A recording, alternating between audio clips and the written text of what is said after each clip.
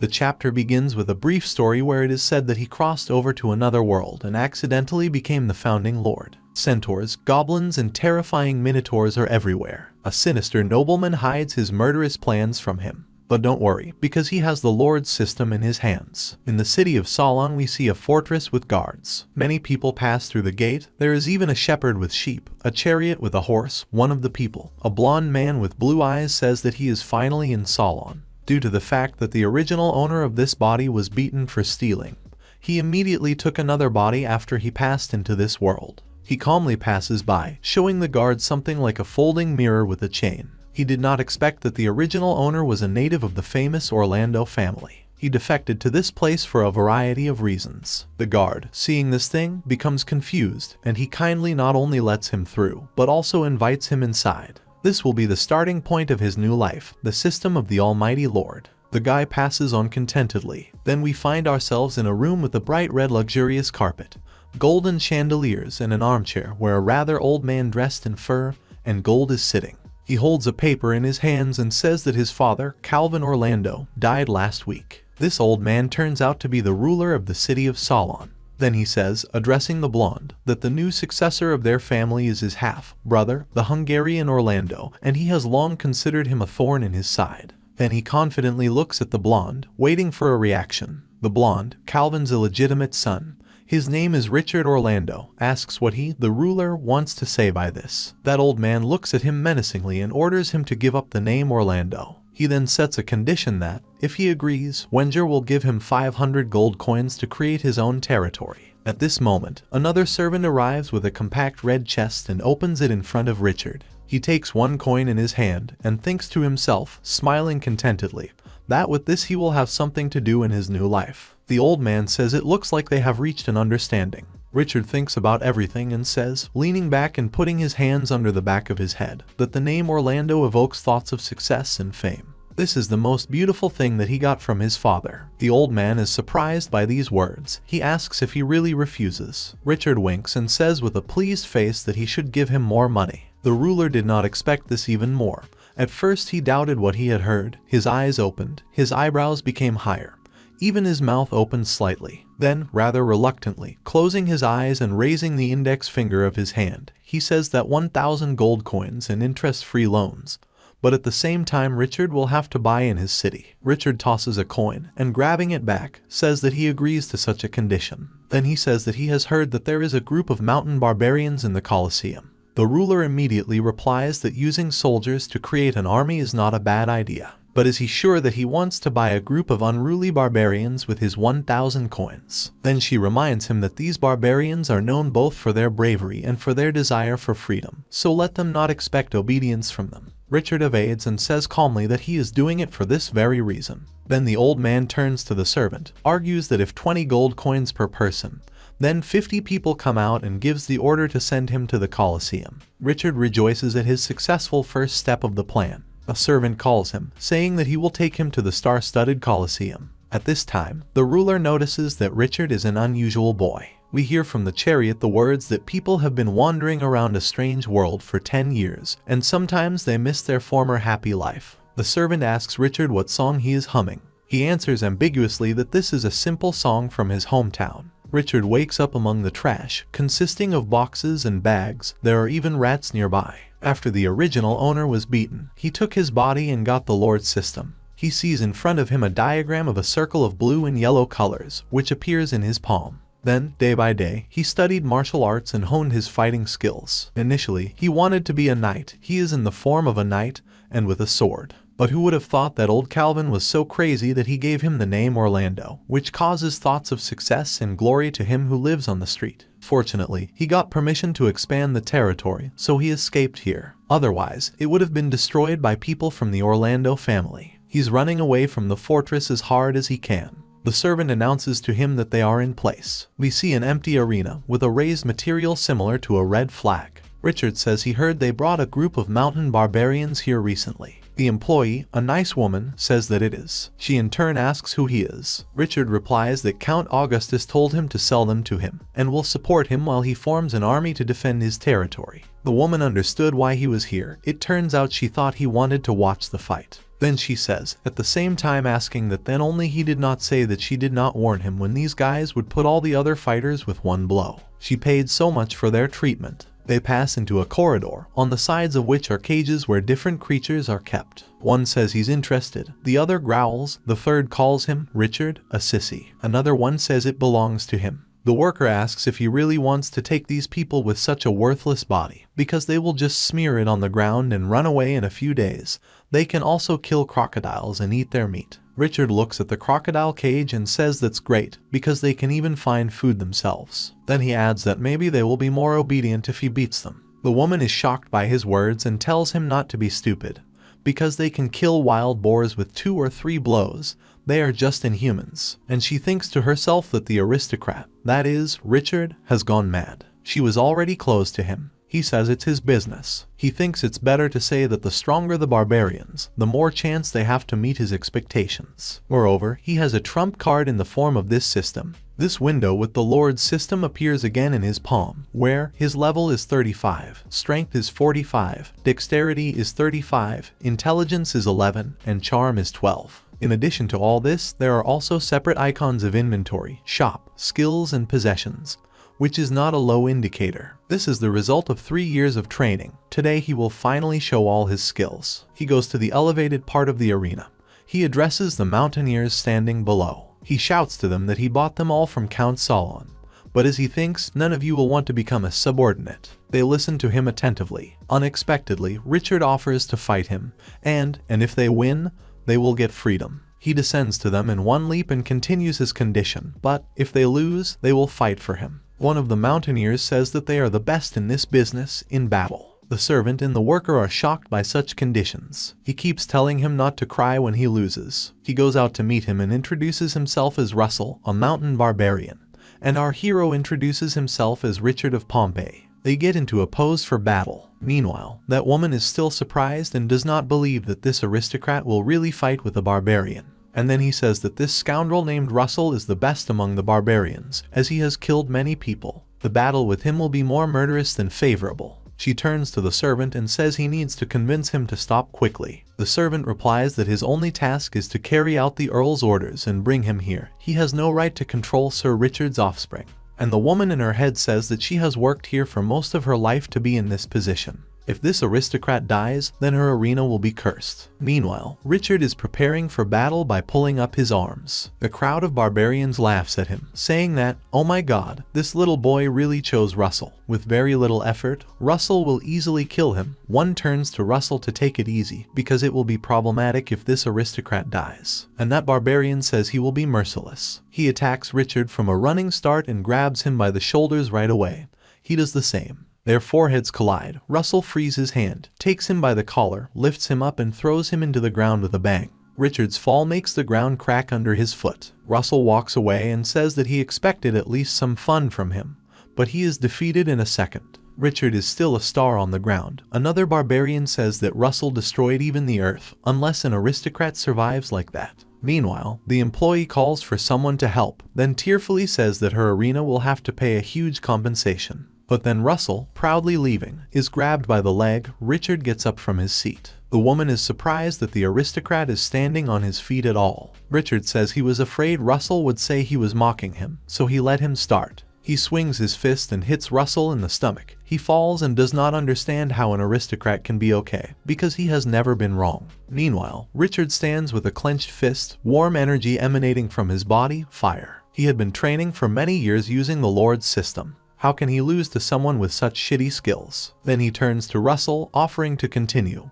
But this time, he won't have a chance. Russell gets up, calls him the son of a whore, and attacks with madness. But at this moment, the aristocrat grabs him by the arm, lifts him up and throws him to the other side. Thus, Russell finds himself under the foot of Richard, who says that he has won. Russell, surprised, asks how this could have happened and what he has just done, and getting up from the ground, offers to repeat, do it again. Richard, calm and confident, says that it looks like he hasn't given up yet and agrees to one more time. Other barbarians also do not understand, asking questions. What happened just now? Kakon could win against Russell. But this time the first one is attacked not by Russell, but by Richard. He just takes him by the hand again and slams him into the ground. He falls backwards into the ground, for the first, and for the second, and for the third time, and even for the 10th time. Richard asks again if he hasn't given up yet. All bruised and swollen, Russell again offers him to repeat, because he can still fight. He barely gets up from his seat, trembling all over. He has bruises all over his body. One eye is half closed from the fact that he is swollen from the blow, and his cheek is broken. In a crowd of barbarians, one super pumped, with long hair and a mustache braided into pigtails, tells him to just give up, because he lost for the 10th time. From what he heard, Russell himself is shocked. Did he really lose to him 10 times? Suddenly, a girl comes out of the crowd with chains in her neck and arms, and horns on her head, and says that this is enough. The crowd calls her the boss. She comes out and says she's going to fight now. The barbarians are still standing in the arena. A girl who everyone calls the boss comes forward. A beaten Russell is sitting on the side. One declares that it is the time of the chief. The other adds that the aristocrat is finished. Richard asks her if she really has the right to make decisions, to which she answers with a question. She just needs to defeat him. She shows her fist. By the way, her hands are bandaged and chained from fingers to elbows.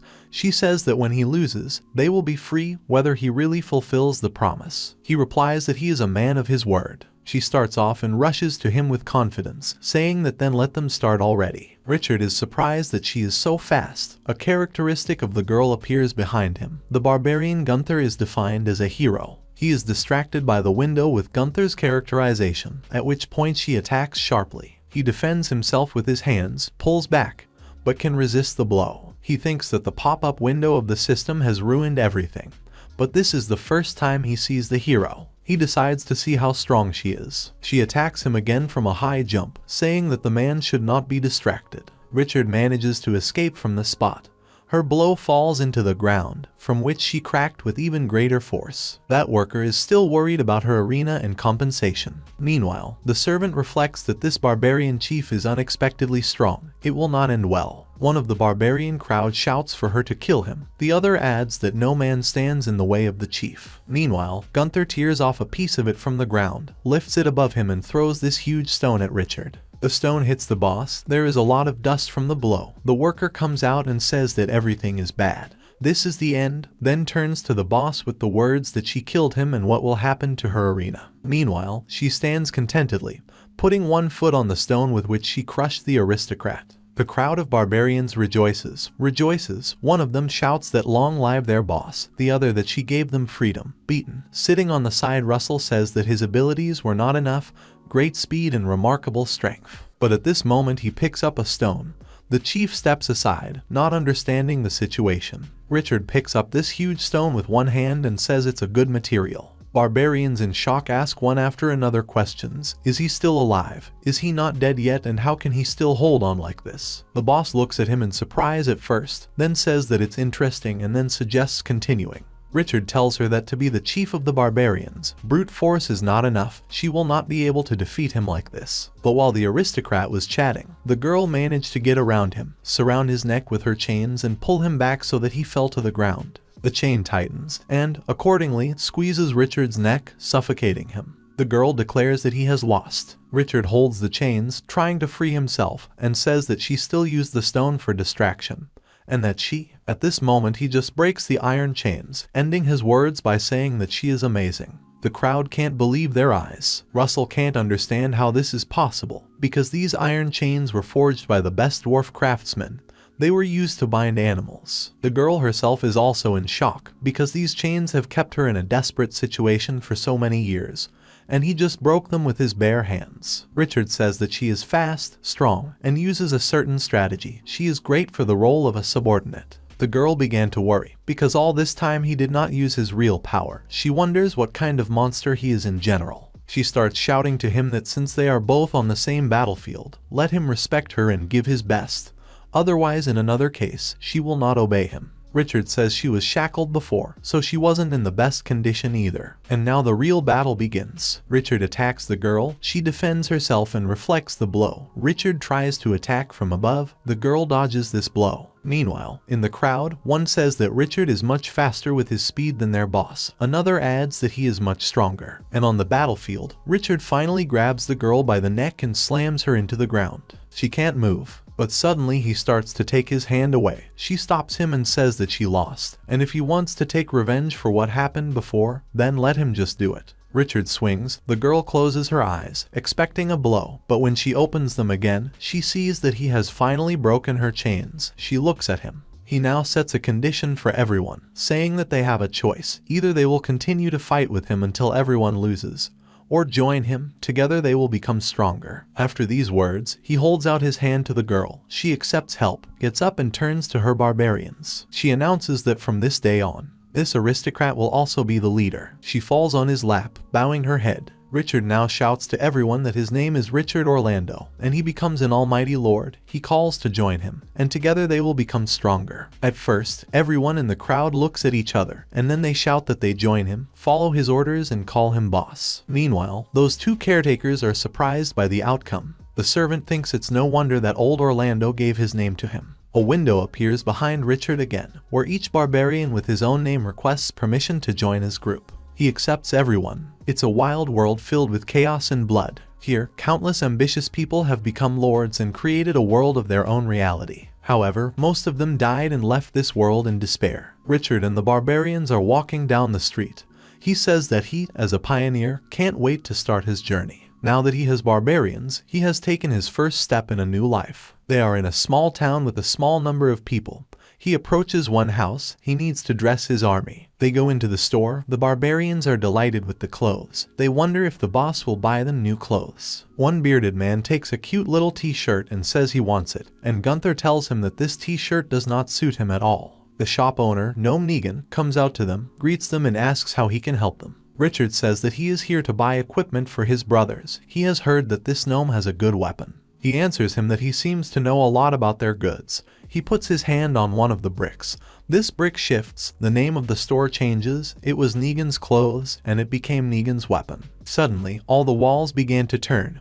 All the clothes go inside other rooms, and the store itself is now filled with shelves of weapons. The seller asks what they need, because all his goods are of the highest quality. The barbarians are surprised. Now they are considering all the weapons. Richard orders to give each of them a pike and 3 throwing spears. The seller immediately calculates the cost and says that a pike and 3 throwing spears will cost him 15 gold. A total of 750 gold will come out, since he has 50 people. Richard throws a few coins on the table and says that he has only this. There is very little left. The old dwarf does not like it. He asks for forgiveness and says that they do not do business with the poor and do not issue loans. Against the background, Gunther, hearing the words, wanted to object, but at that moment Richard tells the owner not to hurry. He pulls out a sword and says what if he adds this sword. The seller clearly did not expect this. He asks if this is a snake killer. Good God, this is the first time he sees such a legendary weapon. He barely holds this sword with his height and weight, trembling all over. The seller thought about it, came to the conclusion that since this guy has such a high-quality sword, he is probably an important person. He should not contradict him. The dwarf tells him that it would be sad to leave this sword to pour out here and suggests the following. Let him keep the sword, that is, Richard, and he, the seller, will let him sign the contract, and he will pay for everything on the loan. Richard takes back the sword and tells the barbarians that each of them should take a pike, 3 throwing spears and leather armor. Let them prepare for the journey. The seller does not understand where the leather armor came from. Richard turns to him. Isn't this sword also worth leather armor for everyone? The salesman orders Dojin, the shop assistant, to bring them their weapons. He obeys, and against the background of the barbarians shout that their boss is well. Gunther asks what they will do next. Richard replies that they will seize the land that rightfully belongs to them. They walk across the field with horses, weapons, and chariots. Richard looks carefully at the map. Someone is watching him through binoculars and says that pioneers or caravans have not passed here for a long time. This time their victim has a lot of things and materials. This is the goblin chief Harem. Next to the goblins there is a creature with the body of a wolf and shouts to give him half of the weapon at least. This is the leader of the jackals. That goblin says where it is even less for him. The leader of the jackals yells to him that they have 5 times more people than they, goblins. Meanwhile, he thinks that everyone knows that jackals are stupid. The goblin chief asks why there is such a rush. He suggests waiting until they come to the hunting grounds. They will not have the opportunity to escape or call for help. Another chief says that the main thing is that he and his brothers have a good battle. Gunther hears these words and tells Richard that they have a brag behind them. It looks like it's a gang of bandits. Richard says he knows that. The surprised one asks if he really had a plan from the very beginning. He sharply orders everyone to stop, surround the cart, start animals, put things inside and prepare for the attack. He calls Gunther, saying that he needs to say something. She asks what he wants from them. He hands her an azure bag and tells her to distribute them to everyone and tell them to swallow one for each. She takes some balls of the same color out of the bag, first swallows Richard himself and says that these are pills from the east. They make people stronger. He orders them to swallow them quickly and prepare for battle. They obey, swallow, of course, not without questions. One is surprised that such things exist at all. Richard says why would he lie to them? But in fact, of course, he lied to them. It's just dumplings, but he'll use the system. On the sidelines, a window appears in front of him again, where the manual for improving the mountain barbarian soldier is painted. Most barbarians are defined by the system as soldiers. One Gunther is defined as a hero. Barbarians will gain experience after battles and improve by the system. This happens because the system is too powerful. In a short period of time, the overall strength will increase, and they will feel something is wrong. That's why he used dumplings as a decoy. He holds a magic pill in his hands and tells everyone that they will all feel the power. Meanwhile, the goblins and jackals watching them notice that they had stopped. The leader yells again that now these idiots will definitely die. The goblin chief hits him on the chest and asks what made him so happy. He assumes because they were scared. And the goblin with a nasty smile replies that they stopped because they were scared by their strength, and they decided to just give up. They stand up abruptly. The goblin shouts that they don't care and orders everyone to go ahead and not take prisoners. Richard's group notices them and tells the others that they are coming. He gives the order to everyone to prepare for battle. The barbarians, as Richard had said, surrounded the wagon. The jackals are furious at them. One laughs, then howls, and then only shouts that those who want weapons simply take them away from the barbarians. And the goblin gives the order to kill and destroy them all. There are surprisingly many goblins and jackals. They attack them all at once. Richard says they'll start. He takes a spear, swings it and throws it towards the advancing goblins and jackals. Richard throws a spear towards the goblins. The goblin reflects the blow with his arm, or rather with the iron armor surrounding his arm.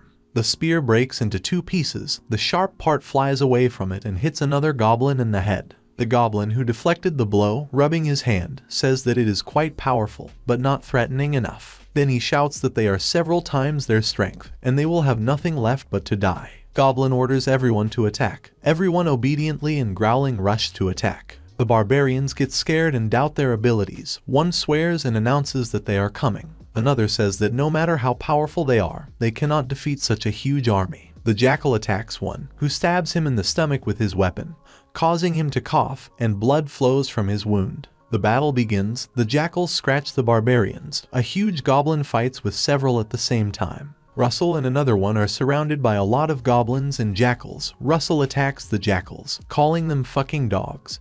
But 3 jackals attack him at the same time. Blood splashes around him. Meanwhile, another giant goblin grabs the barbarian with one hand and squeezes him so hard that his body just bursts like a bubble. Gunther sees the situation and asks the boss what they should do. The one standing on the cart asks Gunther to give him another spear. She resists and tells him that he won't kill them like that because there are too many of them, but still passes him the spear. He takes this spear and confidently says that they don't need to kill them all, they just need to find the right target. He gets into a ready-made pose. The iron end of the spear rubs against the surface of the cart so that a fire is formed. He swings with all his might. Gunther sees and is surprised by the fire on the tip. Richard throws this spear with fire at one of the huge goblins. The spear pierces the goblin's head so that it simply bursts. He remains without a head. All the other goblins and jackals see what happened and can't believe that he was just left without a head. Abruptly, everyone started screaming in fear. The jackals immediately run away, because it is impossible to kill a troll with one spear. Richard shouts after them not to run away, let them take care of the giant first. The rest of the barbarians cheered up that the boss killed the troll with one spear, so they have nothing to fear. After that, they all join the attack. One kicks the jackal so that he flies back. The living Russell orders everyone to fight back, pushing 2 jackals along the way. Suddenly, one appears behind him with an axe. Russell manages to realize that this is the leader of the jackals, and that he does not have time to defend himself. He tries to dodge the blow, but at that moment he sees that the leader of the jackals has already been struck in the chest with a spear. It was Richard, standing on the cart, who threw this spear. Russell is open-mouthed glad that the boss saved him. Richard pulls out his legendary sword from their case and shouts to everyone, pointing the sword forward that the leader of these guys is dead, they have no strength left, then orders everyone to finish them off. Excited barbarians attack and kill one goblin after another. One gives a savory punch to a goblin with messages to go to hell. Gunther says that, it turns out, the boss was aiming at their leader and was standing on the cart so that the view was better. The boss replies that, as they say, to catch bandits, you must first catch their leader. He's finished watching, there's only one guy left to finish off. This goblin guy, gritting his teeth, says what a bunch of losers, isn't this an ordinary fucking person? Let them see what they've done. An unpleasant, poisonous green energy is emanating around this goblin. Richard tells him that he looks like a goblin chief, then he asks if he planned this attack, ambushed them, but was not afraid that he would fall into the hands of more powerful races. The goblin chief replies that the nearest one is in a highland fortress, which is a couple of miles to the east. It is easy to defend and difficult to besiege. But these kobolds do not have the courage to go out and steal his battle trophies. Richard shows his sword to the snake killer and thanks the goblin chief for such detailed information, because it will greatly help them. Then he says that he is ashamed that he did not let him take their things, so he will use a killer snake. The goblin immediately becomes alert and prepares to attack. Confident Richard concludes his speech by giving this sword to him. In the next second, we see the body of the goblin leader already dissected along. The rest of the goblins raise a panic. They no longer have a leader. This is bad. The leader is dead. They call Richard just a monster. They stand in fear with their mouths open. Sweat is flowing from them. Gunther orders his barbarians to kill them. They attack them. The goblins are destroyed. Richard receives an urgent notification from the system that his barbarians are increasing from level 3 to 4. The boss smiles when he sees this information. One of the barbarians says he feels like he is getting stronger. Others laugh and support. They ask if these pills really work. Another barbarian says that these bandits have a lot of things. They can be sold and earn a lot of money. The other two barbarians approach Richard with other giant trolls and say they have subdued them and asks if they should kill them. Richard thinks about it, then says that it is not necessary, because one horse was killed, so they will carry things. Then he calls these two trolls marshals Hang and Ha. Gunther approaches the boss and informs him that he has found Harsen's map. He takes the card from her hands, opens it and says that it's not bad. He rolls this map back up and announces to everyone that their next stop is the Highland Fortress. A huge troll drags a cart behind him, on which Richard is sitting and looking for something on the map. He says that this is a fairly fast troll. At this rate they will soon reach the high mountain fortress. The system panel appears in front of him again, where his various characteristics are shown. In possession of weapons, namely one-handed weapons, two-handed weapons, double staff, bow and arrow, throwing, and from abilities, steel bone, heavy attack, weapon mastery, shield, horseback riding, management, trade. He concludes that after each improvement he gets bonus points for personal attributes in the system. He sees that now the button of the store is gray. He is still inactive. You need to first pump up the power and throwing points. Weapon possession can be improved not only by adding points, but also by participating in battles. Nevertheless, the attribute bonus is organic talent, and he does not have any magical talents. He can only choose hand-to-hand combat. Right now he is 10 times stronger than an ordinary person, and I wonder if he will continue to become a jock. He imagines himself in his head as the future, very pumped up, with abs cubes, and with huge biceps and triceps muscles. Then Gunther tells him that they have arrived at the foot of a high-altitude fortress. Richard asks to take a look. He gets up and sees nature, the foot of the mountain, quiet water, greenery. He says it's not so bad here. The barbarians began to bathe in the water. They washed themselves thoroughly. One of them says that he spent his whole life in the Colosseum and therefore understood. One barbarian tells Chief Gunther maybe she will bathe. She resists and tells him to wash himself first. Richard is sitting next to Gunther, relaxed. Two barbarians approach them with dead rabbits. One says that there are a lot of wild animals in the area. They have caught a few and will soon begin a full-fledged hunt. Richard thinks to himself that these guys have a lot of survival skills in stock. Then he notices that Gunther is sniffing his hand. He tells her that she has been fighting a lot in the last 2 days. Maybe he will bathe and rest. Gunther is surprised and blushes. The boss says there is a hidden pond here. Then he asks her not to worry, because he will follow these guys. Gunther is happy and Red thanks the boss. In another place full of greenery, in a hidden pond, surrounded by large stones, Gunther is washing, rubbing his shoulders, elbows, forearms. She relaxes and has a nice rest. Night is coming. There is a full moon in the sky and numerous stars that are visible even through the clouds. Richard gives the order for everyone to get ready. They are standing at the cliff around one wooden house. The boss says that this is a high-altitude fortress. They will make their camp out of this place. They look more closely and see the guards near the gate. These are kobolds who occupied the high mountain fortress. One of the barbarians says that these guys are not particularly strong. They can just go and kill them all. Richard gives the go-ahead and offers to attack now without delay. Meanwhile, inside the building, a cute puppy pulls the lips into a kiss to the cat. She calls him stupid. He does not back down and asks her, calling her dear. And then Richard comes in, kicking the door that they slam against the wall with a bang. The angry dog asks who he is. The cat is also in a misunderstanding. Someone announces to everyone to gather. There has been an invasion. A barbarian approaches Richard and informs him that they have taken care of all the kobolds outside. The chief of these kobolds is even more shocked by this information. He furiously tells them how they dared to attack his army.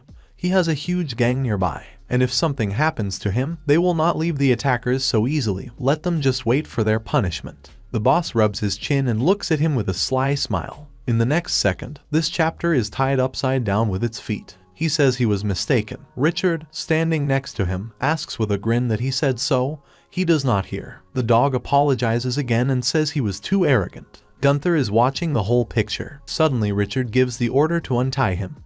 Gunther asks if he really wants to let him go.